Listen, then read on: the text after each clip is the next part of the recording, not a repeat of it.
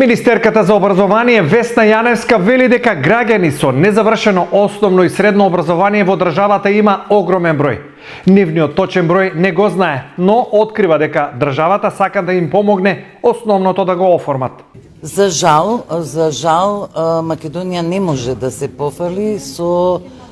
висока бројка или целосна инклузија на сите луѓе во образовниот систем. Ние имаме помала инклузија во однос на Европската унија и во предучилишното образование, но имаме и луѓе кои не го завршиле основното, а не го завршиле ни средното образование, затоа што од разни причини не биле вклучени во образовниот систем,